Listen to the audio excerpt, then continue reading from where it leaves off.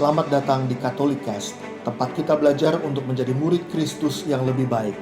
Katolikas bertujuan membantu kita semua untuk semakin berakar dalam iman pada Yesus, bertumbuh dalam persaudaraan dengan semua orang, serta berbuah dalam berbagai karya kasih demi gereja, bangsa, dan sesama.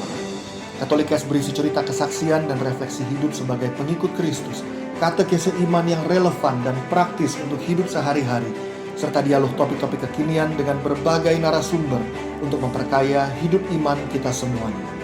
Selamat mendengarkan, Tuhan memberkati.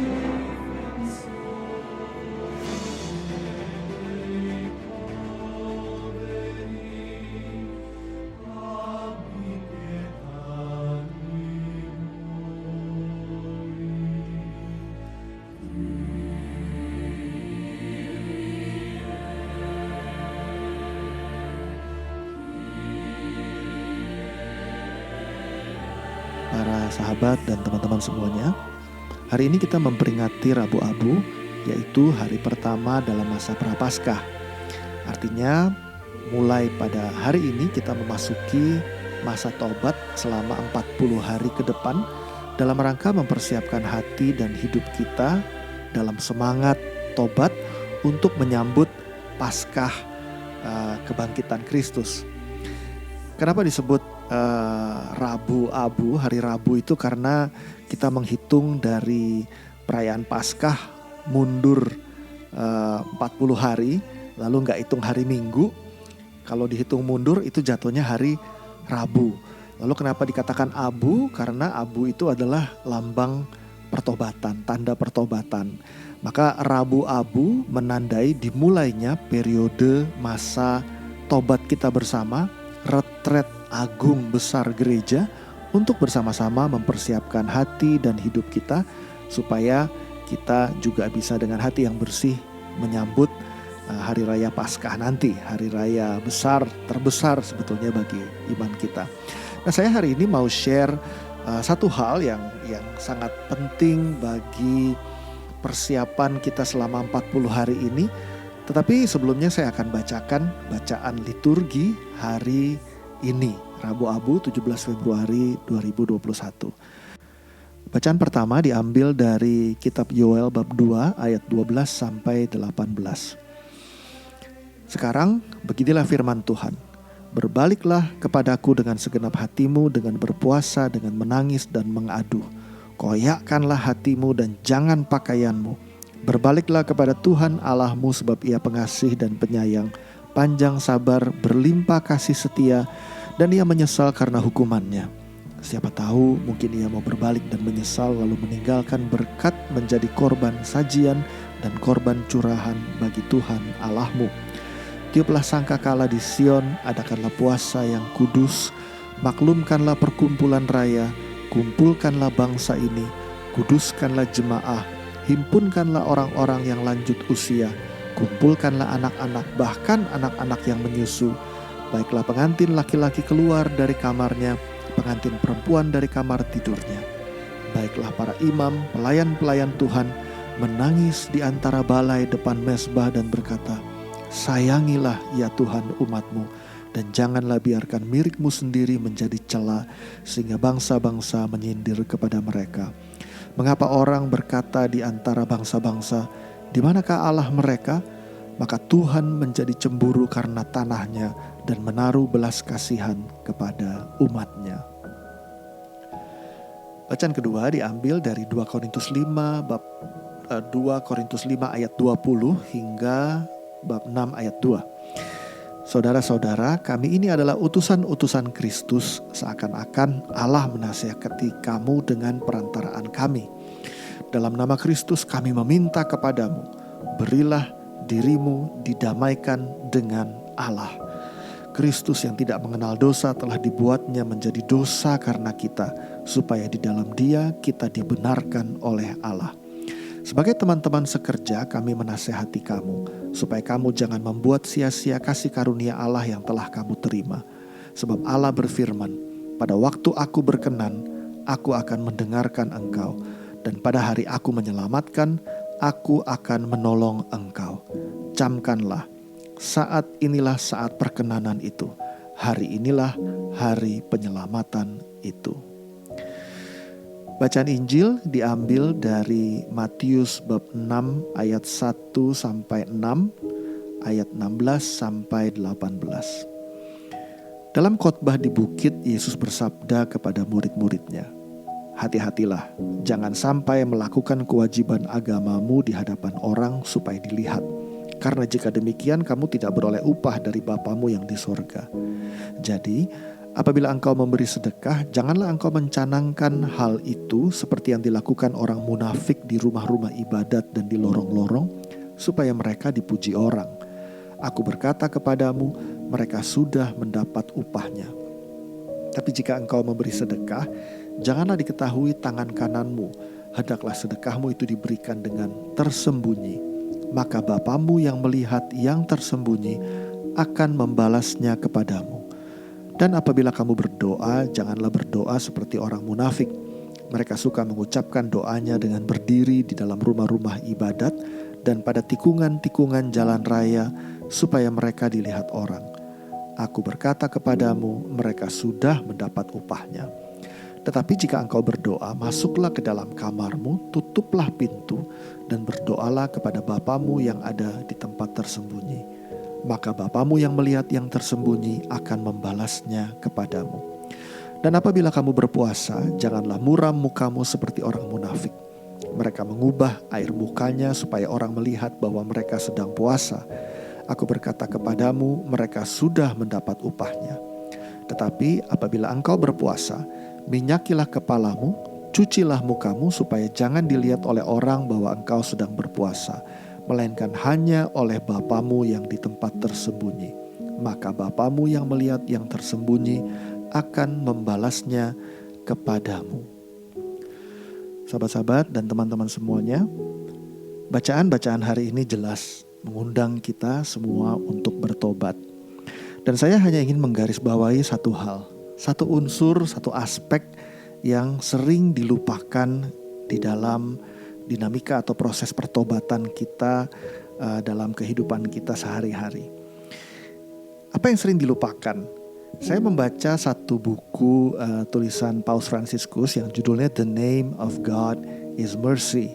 Namanya Tuhan adalah belas kasihan.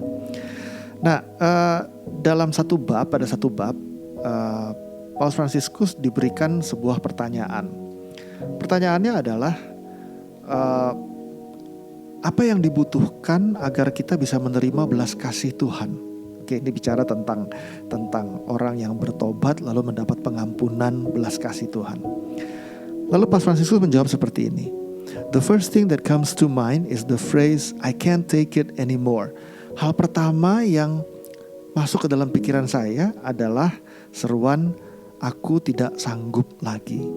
Dengan kata lain, untuk bisa sungguh-sungguh menerima pengampunan belas kasih Tuhan, kita harus sampai ke titik di mana kita merasa tidak sanggup lagi. Dia kemudian Paus Fransiskus mengutip dari Mazmur 51, di mana saat itu Daud sedang menyerukan doa tobatnya, lalu mengatakan kepada Tuhan bahwa kurban persembahanku kepadamu Tuhan adalah hati yang hancur. Paus Fransiskus kemudian mengatakan bahwa para bapak gereja mengajarkan bahwa hati yang hancur itu adalah persembahan yang sungguh berkenan di hadapan Tuhan.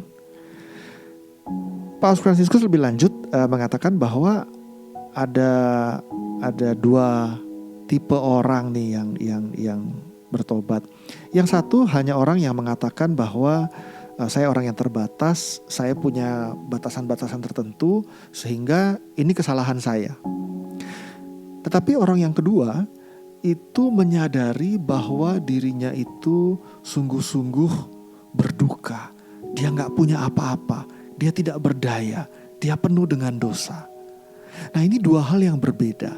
Antara sekedar tahu bahwa aku berdosa lalu membawa itu ke ruang atau sakramen tobat misalnya, lalu hidup berlanjut begitu aja. Sementara yang satu lagi, dia sungguh-sungguh menyadari betapa dia itu gak bisa apa-apa, gak berdaya, dan menyadari sungguh bahwa dia membutuhkan karunia pengampunan, belas kasih dari Tuhan. Ini dua hal yang berbeda. Kalau kita gak bisa merasakan berdosa sampai hati kita berduka, Paus Fransiskus bilang, I would advise him to ask for the grace of feeling like one. Saya akan menasihati dia untuk berdoa memohon rahmat untuk merasakan kehancuran karena dosa-dosanya, merasakan miseries, kedukaan akibat dosa-dosa yang telah kita buat. Mengapa demikian? Karena dia bilang kalau kita sungguh-sungguh menerima belas kasih Tuhan, kalau kita sungguh-sungguh menerima pelukan kerahiman Tuhan, pada saat itulah baru hidup kita akan berubah. Baru pada saat itulah kita akan berusaha menanggapi kasih karunia Tuhan yang begitu tidak terduga dan begitu tidak terbatas, sehingga kadangkala bahkan terasa tidak adil di mata kita. Maksudnya tidak adil apa? Maksudnya begini, kita menyadari betapa kita kotor, kita menyadari betapa kita berdosa, tapi waktu kita tahu bahwa Tuhan itu begitu mencintai dan begitu mau mengampuni kita, Dia lakukan itu sampai Dia mati di kayu salib buat kita. Padahal harusnya yang mati itu kita, bukan Dia. Maka hati kita akan tergerak dan mengatakan, tidak adil Tuhan, harusnya aku yang mati di kayu salib, bukan Engkau yang mati, tetapi harusnya aku gitu. Nah, orang ini sampai pada penyadaran betapa limpahnya belas kasih Tuhan, betapa berlimpahnya kasih karunia pengampunan Tuhan, betapa tidak terbatasnya kerahiman yang Tuhan berikan. Tetapi dia baru bisa mengalami itu kalau dia juga menyadari betapa hancur dia karena dosa-dosanya. Bayangkan kalau kita mencintai seseorang dan kita tahu betapa orang itu lebih-lebih lagi mencintai kita, lalu kita melukai hati dia. Kalau kita sungguh mencintai dia, dan kalau kita sungguh tahu orang itu mencintai kita juga, waktu kita melukai dia, kita juga akan terluka, kita juga akan hancur, karena kita telah menyadari bahwa kita menyakiti orang yang paling kita cintai, kita menyakiti orang yang paling mencintai kita. Nah, pertanyaannya, waktu kita sadar akan dosa-dosa kita, atau waktu kita bertobat, itu kita sekedar tahu bahwa aku bersalah, atau sungguh-sungguh berduka karena kesalahan-kesalahan yang telah kuperbuat. Sungguh-sungguh hancur hatinya. Ingat bacaan pertama tadi, apa seruan Nabi Yoel? Yoel bilang begini, koyakkanlah hatimu, jangan pakaianmu. Dia bilang dengan menangis dan mengaduh. Artinya dia tuh sungguh-sungguh waktu dia berbalik kepada Tuhan tuh dia sungguh-sungguh tahu gitu betapa perbuatannya dia itu jahat gitu. Lalu dia sampai ke titik di mana dia menangis dan mengaduh. Lalu hatinya tuh koyak di hadapan Tuhan. Hatinya tuh robek di hadapan Tuhan. Hatinya tuh hancur di hadapan Tuhan. Atau kalau pada bacaan Injil, Yesus mengatakan yang penting itu bukan apa yang ada di permukaan, yang terlihat oleh mata, sedekah atau pantang puasa, tetapi masuk ke dalam kamar karena Bapamu melihat apa yang tersembunyi. Artinya bukan soal apa yang ada di permukaan, tetapi apa yang tersembunyi di dalam hatimu. Apa yang menjadi sikap hatimu sungguh-sungguh. Apakah kamu asal-asalan bilang, oke, aku bertobat, aku pantang, aku puasa, lalu jalan biasa aja? Atau di hatiku yang terdalam, aku juga menderita karena dosa-dosaku. Kenapa? Karena aku tahu betapa aku telah melukai orang yang paling aku cintai, pribadi yang paling berharga di dalam hidupku. Bahkan pribadi itu adalah pribadi yang telah mati untukku. Dan setelah dia mati untukku, aku masih melukai dia juga. Dan itu menghancurkanku karena aku tahu betapa aku telah bersalah, telah berdosa, dan hatiku koyak di hadapan Tuhan. teman-teman, sahabat semuanya. Ini aspek pertobatan yang seringkali kita lupakan. Ini unsur tobat yang seringkali kita lewatkan begitu saja. Yang penting ada daftar kesalahan yang kita buat, bawa ke ruang pengakuan lalu lewat begitu saja.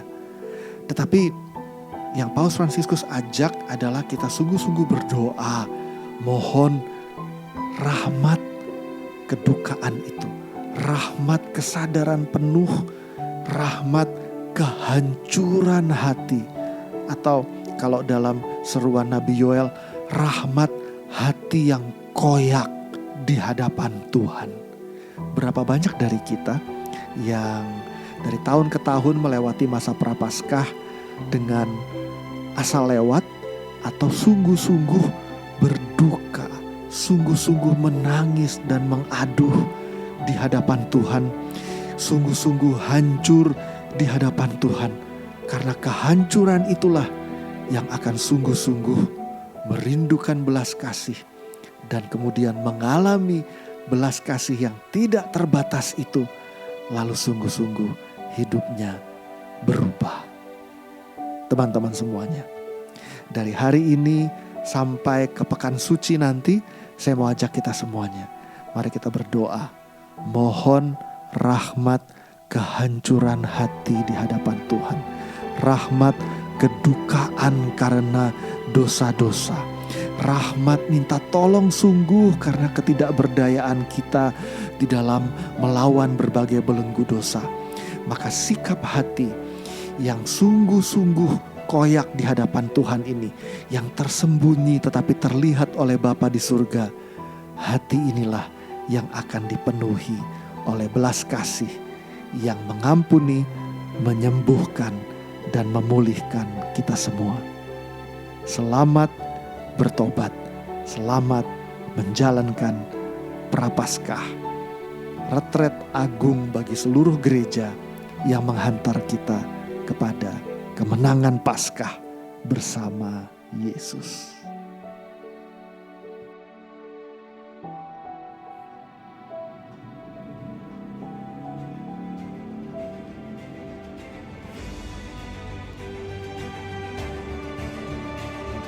Terima kasih telah mendengarkan podcast ini. Jangan lupa untuk berbagi Katolikas kepada para sahabat dan kenalan kita, supaya semakin banyak orang mengenal kabar gembira Tuhan Yesus dan mengalami kasih-Nya yang memulihkan, menguatkan, dan memberkati. Sampai jumpa di episode Katolikas yang lain.